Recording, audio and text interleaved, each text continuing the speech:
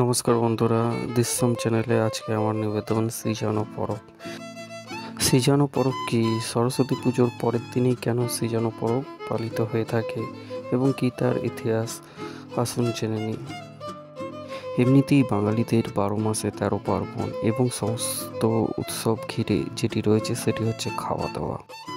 ভোজন রসিক বাঙালিদের রক্তেই রয়েছে খাওয়া দাওয়া, তাই বিভিন্ন উৎসবে বিভিন্ন ধরনের খাওয়া দাওয়ার রীতি রয়েছে বাঙালিদের মধ্যে। আসুন জেনে নিই সৃজন পরব কী এবং অরন্ধনের রীতি কীভাবে প্রচলিত। বসন্তকালের আগমন জানান দেয় বেশি মশলাযুক্ত খাবার না খাওয়া এবং গুটি বসন্ত রোগ থেকে বাঁচতে মানবের পূর্বপুরুষরা এই রীতি বা নিয়ম চালু করেছিলেন। আগের দিনের রান্না করা খাবার পরের দিন পঞ্জিকা মতে দেবী ষষ্ঠীর পূজা করে তা খেতে হয়। শুধু তাই নয়, বাসি ঘর, বাসি জল, বাসি ফুল দিয়ে বাড়ির রান্নার কাজে ব্যবহৃত শিলনোড়াকে দেবী রূপে পূজা করা হয়। বাসি ভাত খাওয়ার জন্য আত্মীয় বন্ধুদের এদিন নিমন্ত্রণ করা হয়ে থাকে।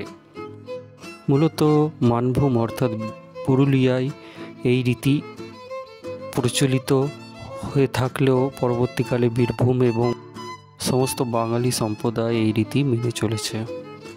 মূলত আগের দিনের রান্না করার খাবার পরের দিন খাওয়ার রীতিকেই বলা হয়ে থাকে সৃজন পরব। এই সৃজন পরবে 9 রকম ডাল, 9 রকম সবজি একসঙ্গে সেদ্ধ করে পরের দিনের জন্য রেখে দেওয়া হয় বাসি করে খাবার জন্য। এছাড়াও বিভিন্ন রকমের ভাজা, সবজি, চাটনি সহ মাছের বিভিন্ন রকম পদ রান্না করা হয় শুধুমাত্র বাসি করে খাবার জন্য। আবার এই বাসি খাবার খাওয়ার নিয়মই রয়েছে। এদিন শিল এবং নোড়াকে দেবী ষষ্ঠী রূপে পূজা করা হয়। কোনো বাড়িতে এদিন উনুন জ্বলবে না, হবে না রান্না, খাওয়া চলবে না গরম খাবার। মাঘ মাসের পঞ্চমী তিথির পরের দিন অর্থাৎ ষষ্ঠী তিথিটি শীতল ষষ্ঠী, শিল ষষ্ঠী, গোটা ষষ্ঠী নামেও পরিচিত। উল্লেখ্য, বিভিন্ন মাসের ষষ্ঠী তিথি বিভিন্ন নামেও পরিচিত এবং এটি একটি ষষ্ঠীর নিয়মাচারও পৃথক। কেন করা হয় সৃজন পরব? গোটা বছর ধরেই সংসারে সুখ শান্তির জন্য ষষ্ঠী দেবীর পূজা করার রীতি প্রচলিত আছে। তারই অন্যতম হল বসন্ত পঞ্চমীর পরের দিন পালন হওয়া শীতল ষষ্ঠী। এটি একেবারেই বাঙালিদের নিজস্ব একান্তিক সামাজিক ধর্মীয় আচার। শীতল ষষ্ঠীর পুজো হিসাবে শিলনোড়ার পুজো করা হয়ে থাকে। শিলের গায়ে শাড়ি পরিয়ে চোখ মুখ এঁকে দেওয়া হয়, কপালে সিঁদুর দিয়ে তার কোলে এমনভাবে নোড়াটিকে রাখা হয় যেন মায়ের কোলে সন্তান রয়েছে।